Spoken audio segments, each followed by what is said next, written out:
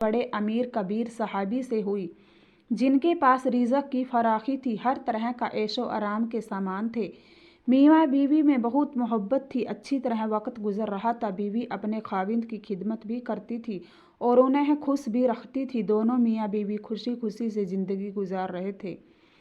एक रात खाविंद को प्यास महसूस हुई। उसने बीवी से कहा, मुझे पानी दो। बीवी उठी और पानी ले आई।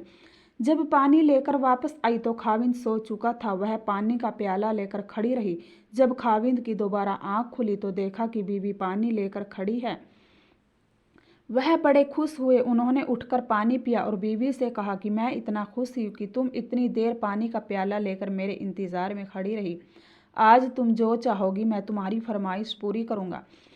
जब खाविंद ने ये कहा तो बीवी कहने लगी, क्या आप अपनी बात पे पक्के हैं कि मैं जो कहूँगी आप पूरा करेंगे? कहने लगे, हाँ, पूरा करके दिखाऊँगा। कहने लगी, अच्छा फिर आज आप मुझे तलाक देकर फारिग कर दीजिए। अब जब तलाक की बात हुई तो सहाबी बहुत परेशान हुए कि इतनी खूबसूरत और सीरत, इतनी वफादार और खिदमतगार बीवी कह रही है कि आप मुझे तलाक दीजिए।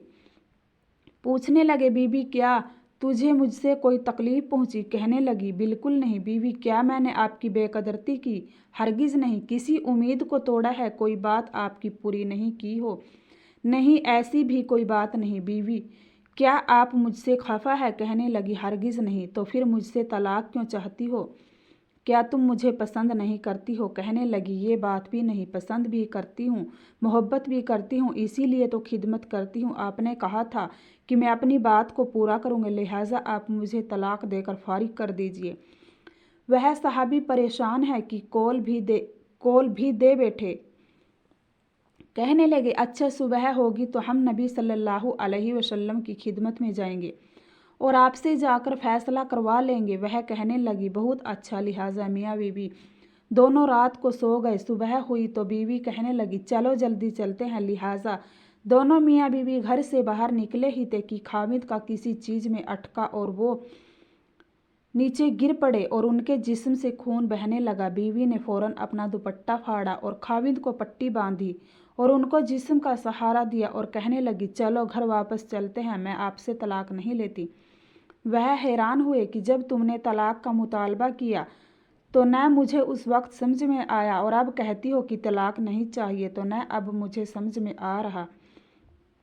कहने लगी, घर तशरीफ़ ले चले, वहाँ जाकर मैं आपको बता दूंगी।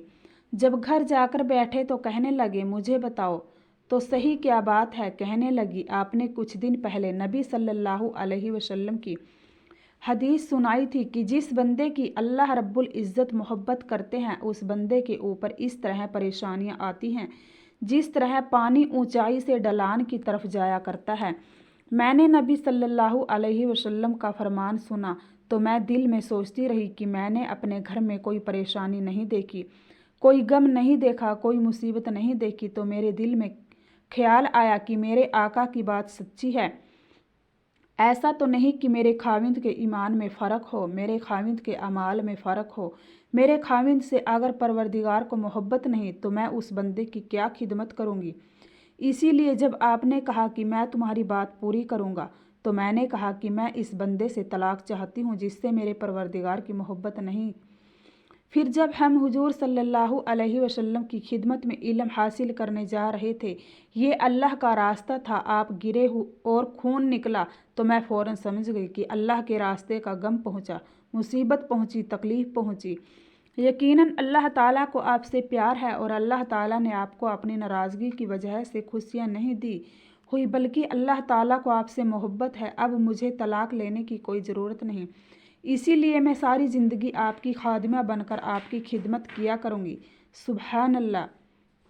अस्सलामु अलैकुम व रहमतुल्लाहि व बरकातहू।